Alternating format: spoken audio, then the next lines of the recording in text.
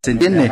Entonces, así como varía eso, fíjense cómo ha variado el concepto urbanístico desde que se hacía el turismo social en Mar del Plata, desde considerar a Mar del Plata una ciudad feudal en donde venían solamente los exquisitos a veranear, a lo que tenemos ahora. Entonces, la primera pregunta es, ¿se puede hacer responsable? Y ahí veo una colega, compañera de trabajo, ¿se puede hacer responsable un arquitecto con todas esas variables que tiene ahora y que dependen de la administración pública, sabiendo cómo es la administración pública? Pregunta, ese concepto urbanístico que dice que quizás un edificio en una zona residencial puede afectar, si la hace Peli no afecta.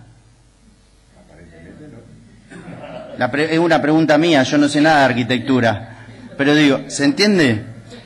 ¿Se entiende cómo varía el concepto? Y eso es muy peligroso, eso es muy peligroso.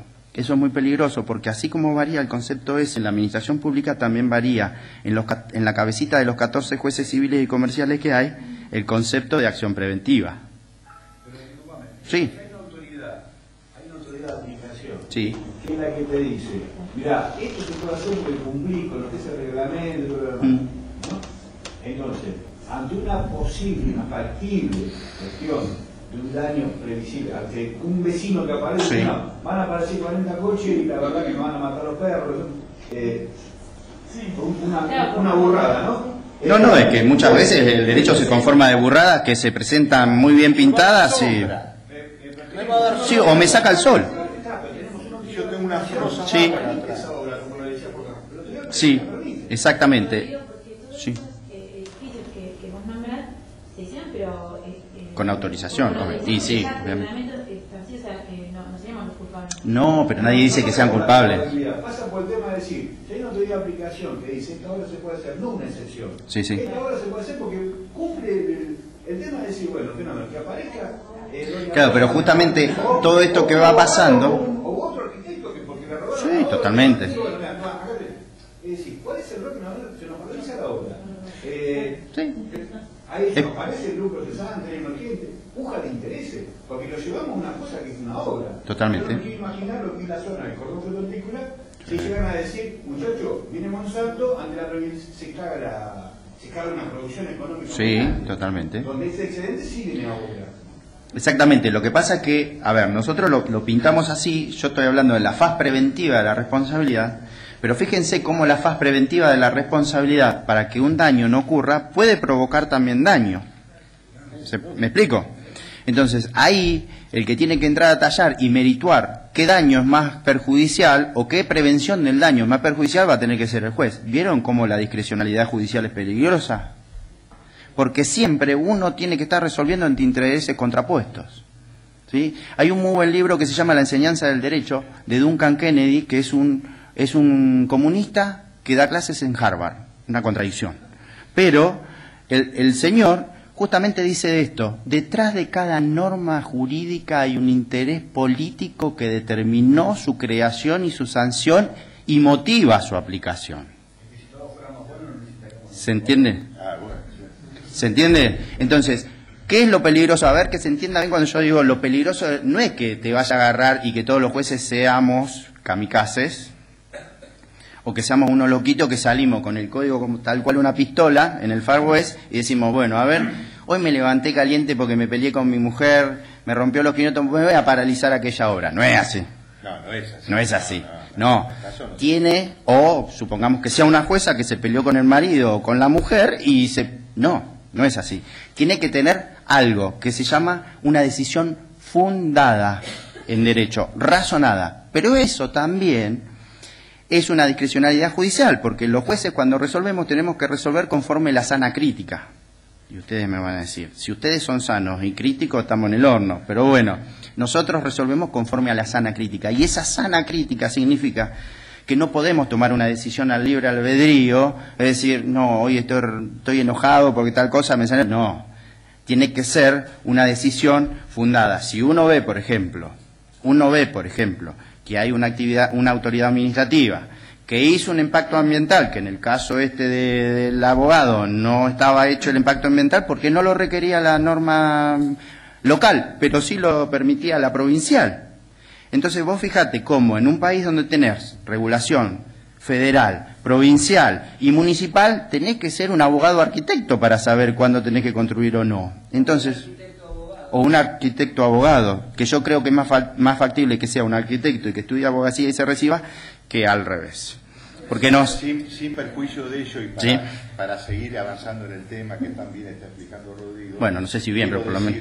Quiero decirles que en el caso que estábamos comentando, la jueza de primera instancia decretó la paralización de la obra y la Cámara de Apelaciones la revocó y la obra siguió adelante.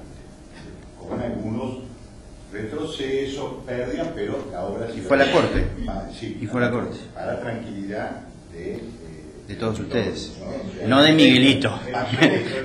No de Miguelito porque no le... Bueno, está bien, no. Yo hago abstracción del nombre de qué es, sino que le digo a los colegas. La precaución que tendrán que tomar de ahora en más, cuando tengan una encomienda, será decirle, mire, yo conseguí esto, ahora vamos a ver qué pasa en la justicia. Bueno, no tenemos otra.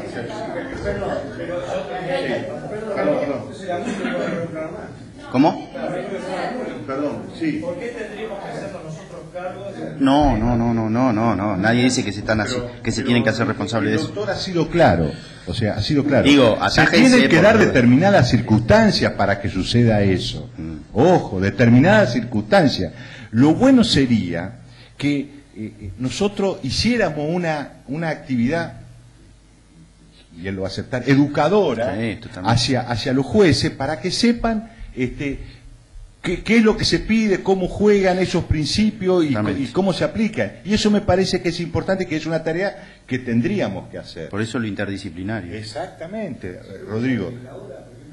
Entre vecinos, ¿cuántas veces perdón, con cualquier vecino, y cualquier vecino que esté, esto que estoy hablando acá, que se entere, que con cualquier motivo puede ser una denuncia. De Mar del Plata no sale esto. No es por de Mar del Plata no va a salir así. No es por cualquier motivo. No. Pero para terminar, para finiquitar la cuestión. Primera instancia le dio la razón. La Cámara se la revocó. Siga construyendo, arquitecto. Bueno, vivimos una sociedad en donde tenemos leyes, tenemos jueces y la tenemos que respetar. Sí. Perdón, allá atrás.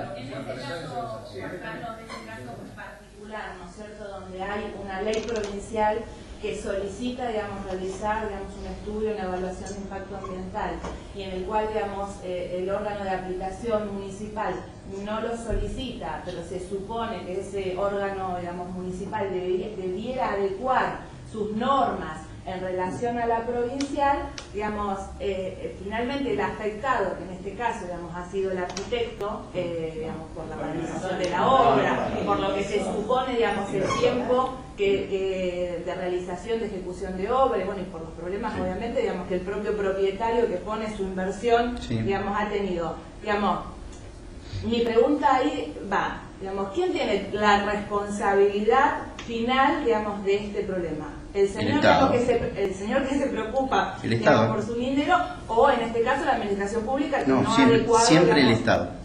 En el caso, Rodrigo, de que estábamos conversando, el Estado municipal se presentó, dijo que estaba perfectamente, que estaba perfectamente habilitado, etcétera, etcétera. En ese caso, fue lo que llevó a la Cámara a cambiar el criterio. En ese caso puedo aclarar una cosa y ya le...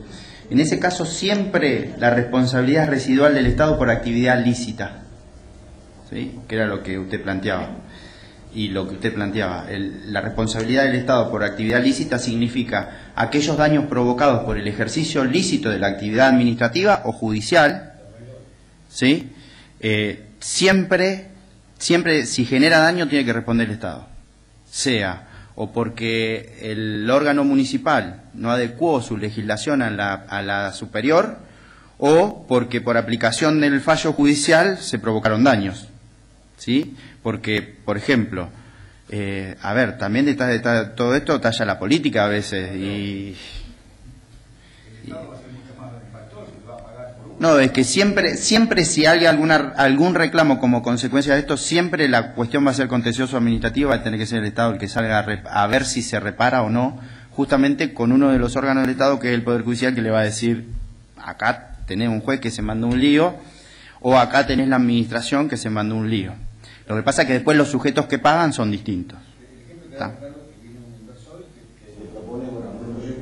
¿Qué se le puede dar a un inversor? Entonces podría ser un edificio de 10 pisos, lo que sea. ¿Qué se le da? Justamente, esto es lo que venimos charlando en la Argentina hace 30 años. Hace 30 años venimos hablando de esto, de cuál es la vigencia y el valor de las normas jurídicas y la fuerza de los fallos judiciales como consecuencia de la seguridad jurídica o no que importan ellas. Ejemplo, de acuerdo a la política que nosotros tengamos de inversión, van a ser las normas que tengamos. Y si esas normas que tengamos no se respetan, cuando van a la justicia y sacan fallos, entonces nadie va a querer venir a invertir, porque justamente nadie respeta los fallos de la justicia. Ahora, ¿qué pasa cuando una vez la justicia te dice una cosa y otra vez te dice otra cosa? ¿Se entiende? Eso siempre va a ser así en la medida en que no existan normas claras de inversión. No, bueno, hay miles de casos. Por ejemplo, yo digo, cuando vino McCain acá y se fue. Cuando vino McCain acá y se fue por una cuestión de exenciones de tasa. ¿A usted le parece que no se perdió en Mar del Plata? ¿No se perdió? ¿Un arquitecto no perdió de hacer un proyecto? ¿La gente no perdió trabajo? Ahí hubo un daño concreto. ¿Sí? ¿Pagó a alguien algo? No. Hizo... ¿Se entiende? No están actualizadas las normas Sí. al orden que se van haciendo las construcciones. El municipio Sí. no está actualizado todavía. Y los propios profesionales sufrimos y sufre también la municipalidad esa incoherencia de tiempo. Sí. Y la falta de actualización de normas siempre es una cuestión que todos sufrimos.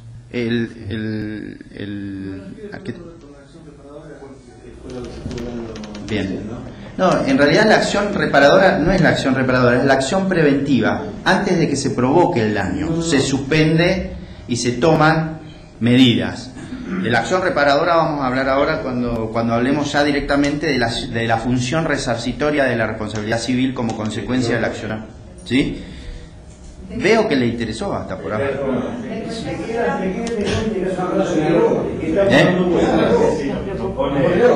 Son 7:20, o sea, Yo si quieren sigo hasta las 11 de la noche.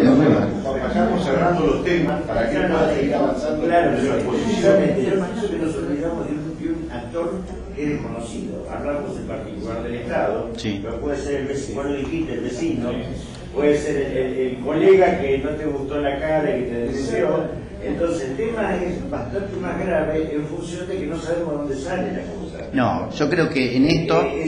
Y por eso la pregunta apunta a esto. ¿Quién evalúa la verosimilitud de una denuncia El juez. por X? El juez. Con El juez. respecto a este tema, sí, doctora, el colega y arquitecta. ¿Viste? Sí. ¿Primero fue arquitecta o primero abogada? ¿Vio? Que se cumple la regla. Los abogados nacimos para ser abogados. No podemos ser otra cosa. Era que si bien la acción preventiva Sí. es más explícita, va a ser más conocida, digamos, por todos, las acciones anteriores, los interdictos, la denuncia de daño temible y todo Exacto. eso, existían y el caso era que no se ponía mucho en práctica. Sí. Había muy poco conocimiento por parte del particular. Totalmente. Por lo tanto, Yo creo en eso. existía, digamos, la posibilidad de denunciar que me va a tapar el sol y todo eso. Sí, eso existía en la regulación de Vélez con el tema de la violación de las luces y vistas en el derecho, en el derecho real de dominio o en el condominio de muros, restricciones y límites al dominio. Y también existía, por eso se encuadraba ahí en la denuncia de daño temido, que eran en la parte del condominio, en 2016-18, pero el tema es que antes la acción era policial, era una acción interdictal policial procesal que surgía de la legislación sustancial. Ahora surge del propio Código de Fondo, donde le dice al juez, si a usted le entablan una acción preventiva, usted tiene que merituar a ver si la actividad que se está desarrollando es riesgosa a punto tal para suspender. Yo con esto no digo que van a salir como locos a suspender obras, no quiero asustarlos en ese sentido para darle tranquilidad acá al colega arquitecto. Ya entraste calor. Es que yo soy muy fogoso en mis charlas, entonces genero esto. Con el interdicto de obra nueva. Exacto. A ver si concluimos el tema y seguimos avanzando. No logro llegar a entender si se modifica demasiado en función de lo que hasta ahora era con alguien que siente que tiene cercenado un derecho y podía interponer un recurso de amparo, con lo cual también podía llegar a una paralización temporal de la obra. Sí, en realidad la vía técnica no era el amparo. La vía técnica se conoce con el nombre de medida autosatisfactiva o tutela anticipada, en donde o las tutelas anticipatorias, que justamente lo que provoca, para no llegar al caso del interdicto de obra nueva o de destrucción de obra, que era una acción policial que estaba regulada en el Código Procesal, cuando uno la vía empezó haciendo con Siricot el amparo. Lo que pasa que después la jurisprudencia y la doctrina lo empezó a diversificar y se empezó a dar cuenta que en realidad eran todos supuestos de acciones preventivas. Acciones preventivas, en algunos casos con violación de derecho consumado y en otro caso con una afectación hipotética a un derecho. El tema es saber acá si es que hay un derecho, si es que puede haber un derecho afectado. Pero más allá de que haya un derecho afectado, acá vamos un poco más a la acción preventiva, porque la acción preventiva no significa que pueda haber un derecho afectado, sino que significa prevenir un daño. Con lo cual, la acción preventiva, más allá del derecho que viene a peticionar o a pretensionar a la autoridad, tiene que acreditarle al juez que si continúa con esa actividad se va a provocar un daño irreparable, o se puede provocar un daño, sea irreparable o no. ¿Se entiende? Con lo cual, supongamos, también va a variar el concepto de daño irreparable en materia urbanística. ¿Qué es un daño irreparable? Porque toda construcción va a afectar algo, ¿no? Si donde había una plaza o donde había una canchita hacemos un museo, ahí hay algo. ¿Es bueno o es malo eso? ¿Cuál es el criterio? Siempre va a quedar a criterio de la autoridad administrativa, ¿sí? Ahora, si al lado de la canchita ponemos un barrio Procrear, ¿es bueno o es malo? Evidentemente es malo, porque hay que hacer una placita. ¿Se entiende? Es decir, muchas veces, detrás de todo esto, como dice Duncan Kennedy, hay un interés político. Obviamente que cuando el interés, a menor medida de afectación del interés social, menor posibilidad de parar de parar la construcción o de parar con una acción preventiva. Pero a mayor afectación del bien social, mayor posibilidad de parar la obra o el proyecto o lo que fuese, o la ejecución de la obra con una acción preventiva. ¿Se entiende? Es como una regla de tres simples, si se quiere. Sí. Hay una serie de evaluaciones a consecuencia de la ley de impacto ambiental que no se requieren. El día que todo eso se reglamente, se exija, una vez que esté la obra aprobada, que es como en Europa es así, Estados Unidos, Canadá es así, es muy difícil ir marcha atrás. No cualquiera te para una obra. Exactamente. Lo que pasa, el problema es cómo... Nos va a llevar mucho más tiempo aprobarla, la obra. Sí, pero una vez aprobada se ejecuta. Claro. El tema es que este es un país muy particular, incluso hasta con los gremios. ¿Sí? Entonces, vamos a ver si es posible eso. Pero creo que por aquí la arquitecta decía, el tema del ayornamiento normativo es muy difícil. ¿Por qué? Porque tenemos una voracidad por reglamentar nosotros los argentinos. Queremos ser los número uno en tener el Tratado Internacional del Pajarito Volando o el tratado de la foca de pelo blanco antártico. Y ustedes van a decir, no, eso no existe. Sí, existe un tratado por la protección de la foca blanca en la Antártida. Y así como existe esa, existe el de cuerpo celeste y todo. Tenemos tratado para lo que quieran, ¿sí? Si los quieren, lo sacamos, le traemos. No entramos en esta habitación, creo, de la cantidad de leyes que tenemos. Pero el tema es que metemos cosas porque son modernas y después nos pasa eso, que cuando las vamos a ejecutar en la praxis, en la práctica, resulta ser que no importa si pedimos un impacto ambiental. Y la ley de medio ambiente existe hace por lo menos 4 o 5 años. La barrera arquitectónica es otro caso, tenemos una legislación... ¿Se entiende? Terrible cuando va a la práctica. Es decir, ¿alguien puede creer que la avenida Colón es algo normal en materia de construcción? Yo no sé nada de construcción, pero sinceramente cuando veo parece Eso parece Pamplona cuando están largando los toros, ¿vieron? En San Fermín, el 7 de julio, faltan los pañuelitos rojos nomás. Salud. Faltan los pañuelitos rojos porque son dos murallas. Son dos murallas chinas. Y yo digo, pucha, si había caldo de cultivo ahí para sacar acciones preventivas, ¿no? Para paralizar. Eso debe ser un desastre. Porque... ¿Vio? ¿Vio? El auge es todo. Actualmente, eso ya está hecho. La 8912, que es la ley que la mayoría de los profesionales actúan, ¿qué modificaciones tuvo? ¿Qué es lo que a nosotros nos interesa? ¿Qué es lo que nos mueve a los profesionales? La 8912 es la reglamentación provincial, la ley provincial de... Bueno, el tema es el siguiente, y de eso iba a hablar en la función resarcitoria. ¿Y qué es? Que todas las profesiones tienen como una doble vinculación legal. Una regulación nacional y una legislación local en materia de colegiación y de reglamentación que se adapta a las normas nacionales cuando fue materia delegada. Esto es una cuestión constitucional. Las provincias siempre son autónomas y son las que dieron nacimiento a la nación. Por eso, si la ley provincial o si la provincia no delegó facultades de reglamentación al gobierno central federal, la provincia mantiene lo que se llama la cláusula durmiente constitucional, mantiene una facultad de reglamentación en lo que sea, porque es autónoma. ¿Está claro? Por eso las colegiaciones son provinciales.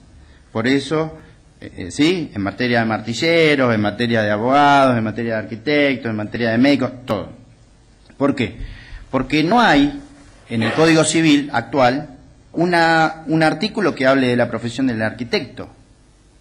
Pero sí hay un Código Civil que regula la responsabilidad. ¿Del arquitecto? No. La del arquitecto y la de todos los sujetos que intervienen en la sociedad. Con lo cual, ahí ya encontramos, arquitecta, la primera distorsión de reglamentación, que puede ser que la legislación provincial agrave la responsabilidad prevista en el Código Civil para los profesionales. Más allá de si pide el coto, no sé cómo es que se llama, ¿sí? ¿Se entiende? No, pero por eso, pero digo, esas son facultades de reglamentación locales que la nación no se puede introducir en la legislación municipal ni provincial a cuestionarlo. Ahora, el problema es cuando la legislación municipal o provincial agrava la responsabilidad. ¿Me explico? ¿Esto se entendió o no se entendió? Porque si no se entendió, porque no lo supe explicar. ¿Sí? En esa inteligencia, lo que hace este código es venir a blanquear una cuestión que estaba sellada en la doctrina. Y ahora estoy hablando de la función resarcitoria. La función resarcitoria significa que ante la aparición del daño o de un hecho que puede provocar responsabilidad, ahí tiene que estar la función reparadora de la responsabilidad civil, resarcitoria, indemnizando el perjuicio causado por esa actividad. Eso, como toda responsabilidad civil, se nutre de 4 pilares estructurales, que son la antijuridicidad, ¿sí? Antijuridicidad, daño, factor de atribución y relación de causalidad. Relación de causalidad que a su vez se divide en 2 partes, en imputatio facti, en el sentido de que ese daño se le imputa al sujeto que se le está reclamando, y en la segunda función de la relación de causalidad, con relación a las consecuencias que va a reparar. Es decir, ¿qué consecuencias reparamos de este daño cumplido? ¿Las inmediatas? ¿O también las mediatas? ¿O también las fortuitas o casuales? Hasta acá vamos. ¿Qué pasa?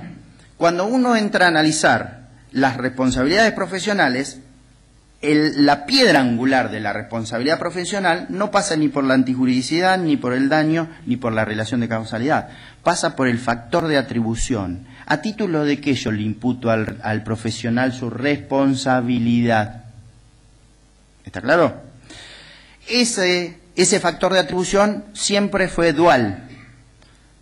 O es subjetivo, es decir, obró con culpa, negligencia o dolosamente, es decir, la imputación que la ley le hace, le dice, no, usted le pifió acá. Es decir, hubo una omisión, ¿por qué no se dio cuenta de esto? Si usted es profesional, o es subjetivo, o es objetivo, es decir, más allá de que haya obrado con diligencia o no, acá hay una responsabilidad que la ley le dice, objetivamente vos tenías que tener esto, este resultado se tendría que haber cumplido. Lo que viene a hacer este código con relación a la responsabilidad del arquitecto es a detallar lo que nosotros en doctrina conocíamos por Demog, un jurista francés, que se llamaban las obligaciones de medios y de resultados. Las responsabilidades profesionales siempre se cuadraron o se analizaron bajo la responsabilidad, es decir, bajo el cumplimiento o no de las obligaciones de medios o de resultados. ¿Qué eran las obligaciones de medios? Era que el profesional asumía el compromiso de llevar adelante con la mayor diligencia debida el ejercicio profesional. ¿Está? Y la de resultados significaba que el profesional se comprometía al resultado. Y si ese resultado no estaba, hay un incumplimiento. ¿Y esto qué provocaba? Y provocaba una inversión en la carga probatoria. Porque si la obligación era de medios, el profesional no tenía que probar que había actuado diligentemente. El que tenía que probar que había actuado negligentemente era el actor que le venía a imputar al profesional, ¿sí?, su incumplimiento a la profesión, el incumplimiento de las normas profesionales. En cambio, si la responsabilidad era como consecuencia de una violación de una obligación de resultado, el que tenía que probar era el actor, el incumplimiento, y después tenía que venir el profesional a probar que había una ruptura del nexo causal por el cual él no era responsable de ese incumplimiento del resultado. Con lo cual le ponía en cabeza del profesional. Pues bien, ahora quedó más claro que nunca que sigue siendo así y con agravantes. Y encima los ejemplos que se dan de esos agravantes son los arquitectos. Y ahora voy a explicar por qué. ¿Sí? Vamos bien, vamos bien. Estamos mal, pero vamos bien, ¿no? Como era, no me gusta... Ahora está siendo más explícito, porque a lo anterior me parece un monólogo de Tato. Ah, bueno, si me comparás con Tato me gusta. Hay toma de partido. ¿Se entiende? ¿Hasta acá vamos? No es un servicio lo que brinda el... Sí, no, por eso me cortaste la pierna antes de larga. No, por eso quiero explicar esto. Pero no, esto que sea compartido, ¿eh? No, sí, yo soy muy combativo en esta parte. Bien. Pero después, seguí explicándolo vos que... Hasta acá vamos. Ese es el escenario. Perdón, que yo sea reiterativa, pero ¿algún número de alguna ordenanza, alguna ley que nosotros después de esta charla podríamos... Sí, la ley 26.994, que es el Código Civil. Bueno, esto es lo que reglamenta... a ver, yo después les digo cómo ocurre en un caso concreto, para que ustedes... No sé si... Primero vayan a ver un abogado, por favor, les pido. Si llegan... Dios quiera que nunca más nos veamos la cara, que sea solamente para las charlas. Primer punto. Pero no para gusto o disgusto mío, sino para que no sea disgusto para ustedes, porque decían, uy, encima me dijo Juan Carlos que va a matar o morir. Pero bueno. Ah, sí, no. Peor todavía. Peor todavía. Va a ir a la cámara, escúchame. Peor. En primera instancia hace menos daño. Hago menos daño en primera instancia, ¿cierto? Claro, la cámara, chao. Bueno. Sí. Bueno. En el corte no llegamos nunca. Y si vamos más arriba, peor todavía. Peor todavía. Sí. Bueno, hablando en serio ahora. Ahora quiero hablar, por más que acá al colega le haya parecido que era un monólogo de Tato, era muy real lo que dije, lo de la acción. Bueno, somos colegas, somos seres humanos. Más allá de lo monólogo, de lo monologado de la cuestión, lo que quiero aclarar es que en materia de responsabilidad también se agravaron las responsabilidades, pero no solamente para los arquitectos. Pero sí, acá en aclaración al herido arquitecto que evidentemente está trabajando mucho con... justamente lo que hace la ley y por eso se concatena esto con una cuestión que es la del consumidor. Lo que hace la ley es establecer un artículo preciso sobre responsabilidad de las profesiones liberales. Primer punto. ¿Qué hacen los arquitectos? Al igual que los abogados, más allá de macanas y todo eso, ejercen una profesión liberal. ¿Está claro? ¿Qué significa que ejerza uno una profesión liberal? Que tiene independencia y autonomía técnica para desempeñarse en una función determinada y que cumple con los requisitos estaduales para el ejercicio de esa profesión. ¿Estamos? Primer punto. Que por eso cobra de consumo o no de consumo un honorario, porque es su forma de vida, lo hace habitualmente, ¿sí? Es su profesión y vive de ella. Ahora la pregunta es, ¿en realidad presta un servicio el arquitecto? El colega va a decir que sí, pero resulta ser que la ley no regula como que el arquitecto está prestando un servicio en determinado punto. Y voy a aclarar por qué. Porque cuando la ley regula, ¿se acuerdan que veníamos con el factor de atribución subjetivo-objetivo? ¿Se acuerdan? Subjetivo-objetivo. La ley cuando regula la actividad de las profesiones, la